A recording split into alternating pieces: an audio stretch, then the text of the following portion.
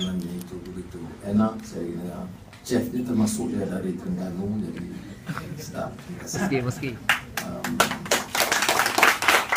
Saya tahu majlis ini lebih baik kita manfaatkan untuk ada sesi soal jawab.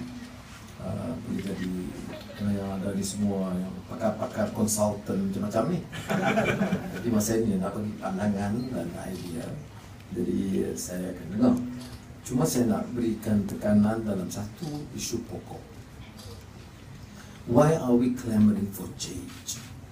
Why is it so critical at this stage of our nation after more than half a century of independence that we start talking about the survival of a nation, the United Malaysia, when we say enough of racism, enough of corruption, enough of religious bigotry, enough of abuse of power and arrogance of power.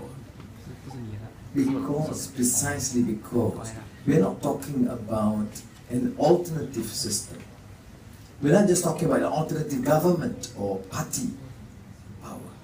We're talking about the survival of our nation. I want to appeal to you, particularly the younger members, to realize that this is not a mere choice.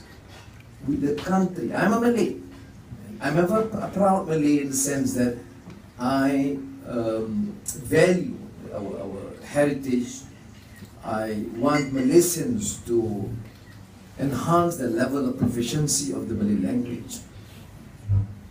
Okay, so is in my understanding and practice as a Muslim. I'm a believer. I'm not just a nominal Muslim. But that does not warrant an arrogant, condescending, intolerant view of either race or religion. We must acknowledge that Malaysia is a multiracial, multireligious country. The Malays have to acknowledge and accept that. And enough of this sense of being under siege or under threat. In the remote villages of the country, what did they say? Anwar is fine, but if you allow him to take over the country will be sold to the Chinese. That's what Mahathir said. But in effect, what is the end result? The country is stolen by his children. Billions. I mean, I use the term stolen, it's a crude term. But what it means is, the Malays are not getting it. And the Malaysia, you mean to say you are semi-literates or idiots? Not to understand and comprehend this? What I'm suggesting is just justice. You may be a son or daughter of a village school teacher, but you must be given and accorded the same right and dignity to prove your worth and compete freely. Not just because you happen to be the son and daughter of a prime minister or an UMNO crony. I'm just precisely my point. If that sense of justice, adl wa ihsan, which is Quranic, is what you believe in, now the next question is, why are you denying this same sense and commitment and passion for freedom and justice for every other Malaysian? The Indians in the estate sector, they're living in many cases in grinding poverty. Okay. Pockets of Chinese in the urban areas, or even the qualified Chinese, let them compete.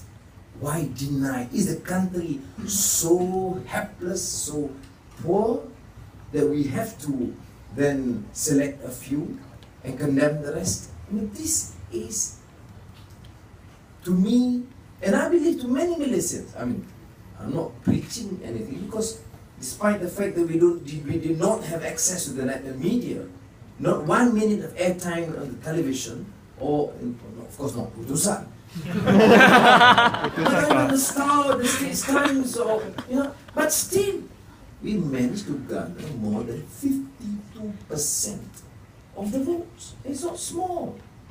I mean, it's not a fair level playing field. Can you imagine? What do you hear of TV3, from TV3? Anwar, dangerous. Woman, danger. Man also danger. and now, you can't leave him alone with the cow. There's a risk there. To the cow, not to him. I mean, what sort of politics is this? It is Islam, it is morality, ethics. This is why finally, ethical values is relevant. People say there is no relevance. Religion or faith has no relevance. I see there is relevance. Not this dogmatic, doctrinaire view of religion, but a more enlightened understanding of religious values. Why do you become a good Hindu or good Christian or Buddhist? Because you value humanity. You respect people's rights. And essentially, that's all I'm suggesting. Now, if this principle is accepted, whether it's language or religion or economic justice, we are talking about inequality. It is precisely that. How do you talk about Islam and justice when you tolerate this gross injustice? You allow for a few to become billionaires and people have to pay more just because the system is so entrenched in corrupt deals to enrich the few. I mean, why do you go to this top university in Japan? You have no understanding what freedom and justice is all about. Why do you go to Oxford, Harvard, and Cambridge? What do you learn there? Just to make money? I mean, this is a warning to the students here. Of course, you can make money. There's nothing wrong with making money. But of course, you must retain the idealism. Okay. Now, in conclusion, I'm saying is that, therefore, if you want to see things happen, you can't just sit down idly and enjoy life. You can, of course, enjoy life. But have some minor contribution. It makes a difference. One phone call, one email, one WhatsApp. It makes a difference. You convince your parents, your friends. You know? Never mind the abuse. Have the patience to counter. Because change will not be effective without that some form of courage or conviction. Someone asked me, I know, what made you go on and suffer immensely and in prison, solitary confinement, being assaulted and abused every day for the last 15 years? I say, I must either be mad or crazy. You know, this is exactly in my dialogue with Mandela. The day Mandela invited me and his other family to visit him after I was released from prison. See? There's some nice things that happen too also. You can never imagine me invited by Mandela. I think you could. So you suffer, but then also there are some perks. So when you invited, I said yes. So I went. And he was very sad. Here, this great man, I want to see him to talk about him. But no, he wants to talk about Anwar. I said, no, I'm talking about Mandela. I said, no. I said, but I can't bear looking at you. And particularly when he saw my children, much younger than this, 2005, no, 2004, just after I was released. I said, but he said, no, but I was president. I can't do anything to help you. And he was, visibly sad. Then I said, Madiba, this is how we call those who were close to him, we call Mandela, we call him Madiba. He said, Madiba, never mind.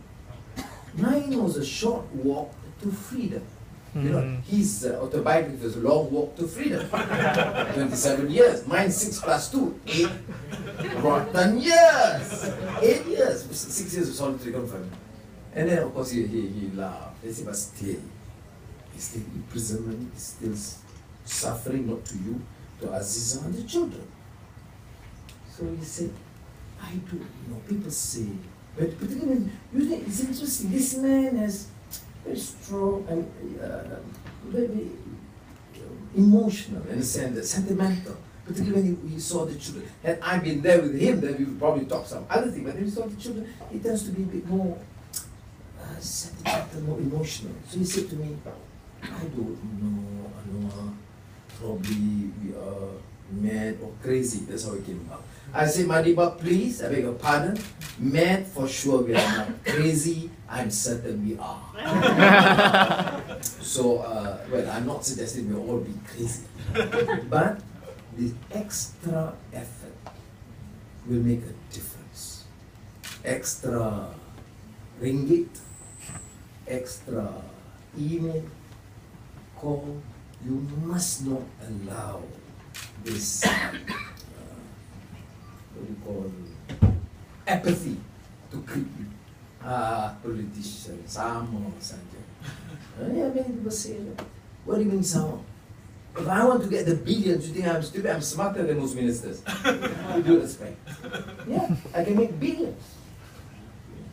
If it is, I mean, who wants to become pensioner after 8 years as Minister of Finance and not one timber or one share or one Bumiputra allocation of shares or one piece of government land? I don't have it. I take great pride. They can say and abuse me in everything they can. But one thing they can't. I did not use that position in the government to amass wealth or take shares from the country, which none of them can challenge me on that. Yes, that's it. Having said that, we have Kajang by election. Why Kajang? Kuala Lumpur, Kajang, Putrajaya. Next to Kajang is Putrajaya. Come on. That's one. Number two, we need to have Selangor as a model school. It is better under Tan Sri Khalid. Certainly is better than his predecessors and better than most states. But we want to enhance this because Selangor is under siege. All the racial problem against the Hindus, Kepala Lembu, against the Christians, and the issue of Bible, and attack on the church. Okay? Every single action is being done. At the moment Anwar was announced as a candidate, you find hysteria. Even Mahathir suddenly become very active. Tun Daim, my predecessor as finance minister, who have left the political scene for decades, busy only counting money at night. Now suddenly everyday interview, we cannot have Anwar as Menteri Besar. You see? I am enjoying myself in Tokyo.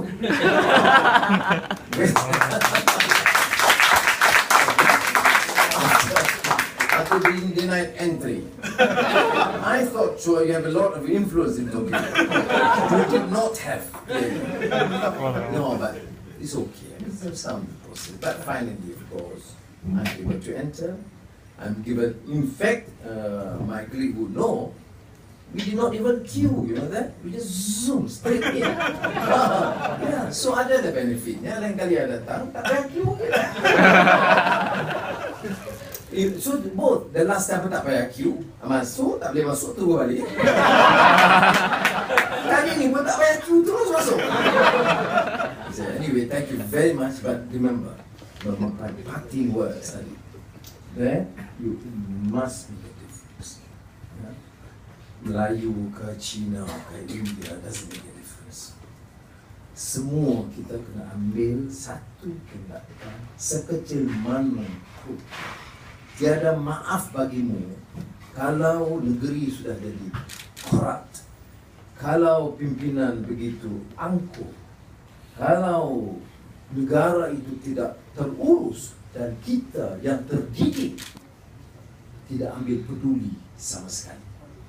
Jadi semoga Allah memberi kekuatan kepada kita. Terima kasih dan kalau ada soalan silakan.